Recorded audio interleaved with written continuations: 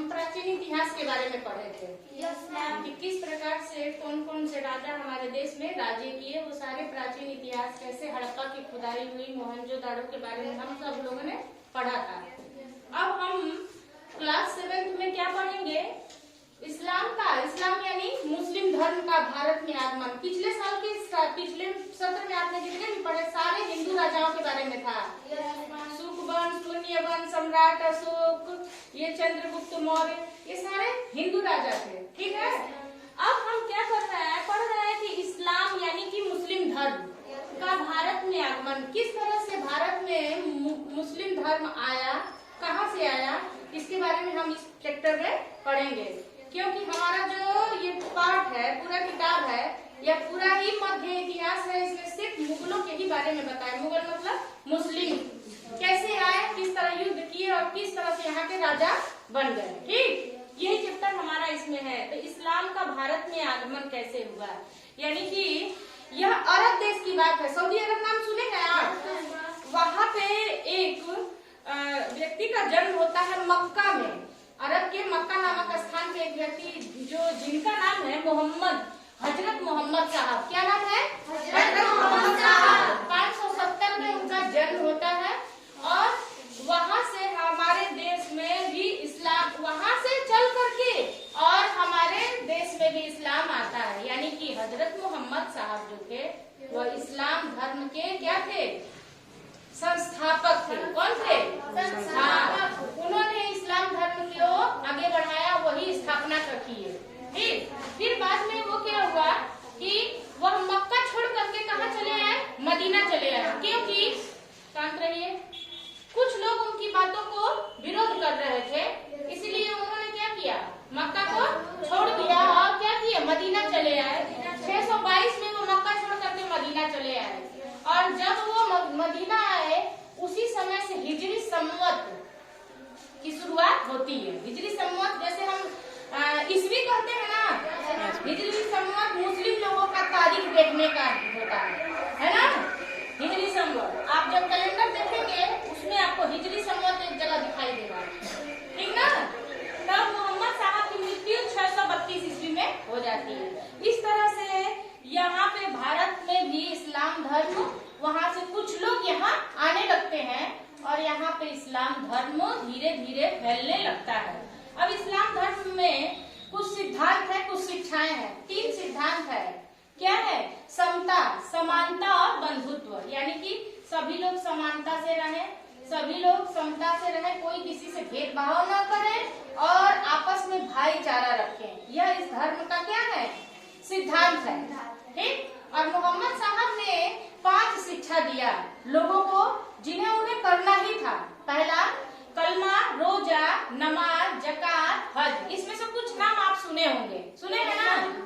कलमा, रोजा जैसे अभी चल रहा है ना, व्रत रखते हैं लोग, नमाज पढ़ते हैं लोग, जकात यानी कि जितनी भी वो धन संपत्ति कमाते हैं उसका 40वां हिस्सा उन्हें गरीबों में दान देना है और अपने पूरे लाइफ में, उन्हें पूरी जिंदगी में एक बार क्या करना है?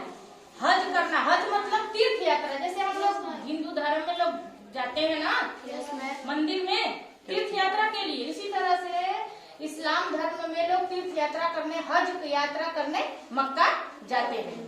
ठीक, अब देखिए, अब वहाँ से जब यहाँ पे इस्लाम धर्म आ गया तो बहुत सारे तुर्क और अफगानिस्तानी लोग यहाँ पे आना शुरू हो गए।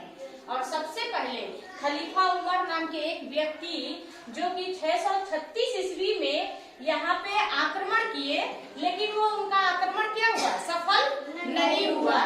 लेकिन फिर मोहम्मद बिन कासिम नाम का एक व्यक्ति, उसने आक्रमण किया और राजा दाहिर, सिंध के राजा दाहिर को हरा करके 712 ईस्वी में वह सिंध पे अपना कब्जा कर लिया। इस तरह से सबसे पहला आक्रमण जो विजय हुआ मोहम्मद बिन कासिम, कौन सा? मोहम्मद बिन कासिम 712 ईस्वी में उसने राजा सिंध के राजा दाहिर को हराया और वहाँ पे कब्जा किया और वहाँ का राजा बन गया। इस तरह से धीरे धीरे भारत में क्या हो गया?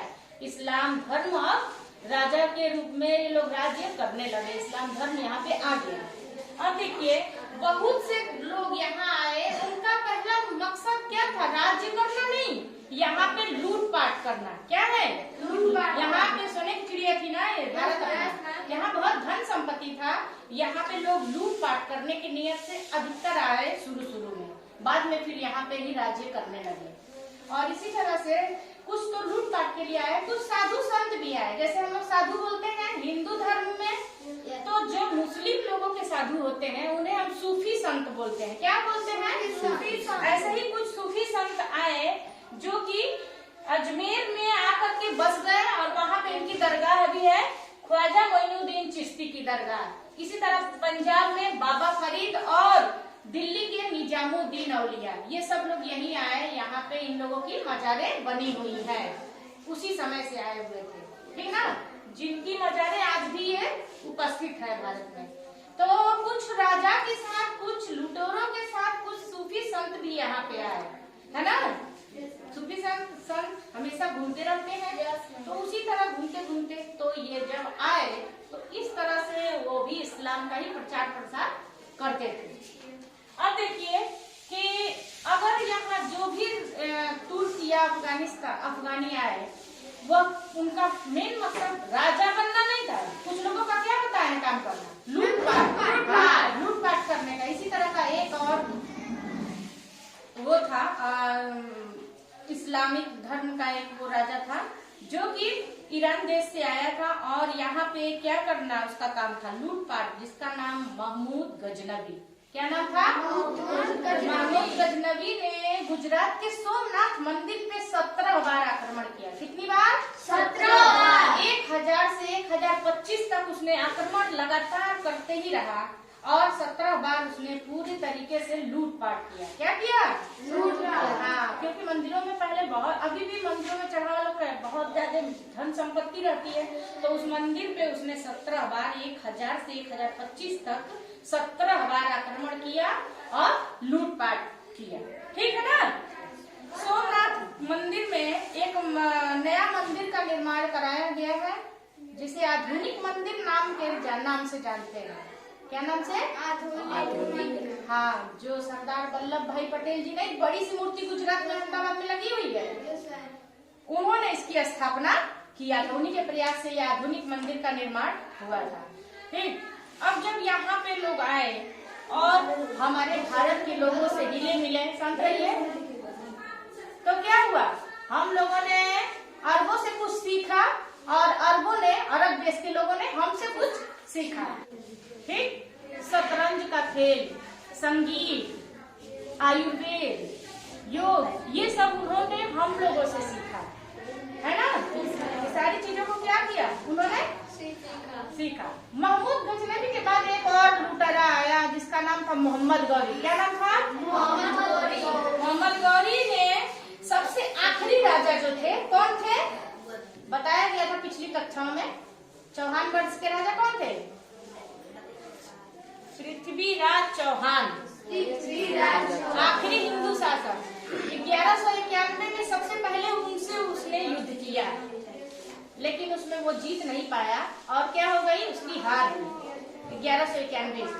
पुनः उसने आक्रमण किया 1192 में, लेकिन इसमें क्या हुआ? पृथ्वीराज चौहान की हार हो गई और मोहम्मद गौरी की जीत हो गई। इस तरह से भारत में क्या हो गया? मुगल वंश की स्थापना हो गई, ठीक।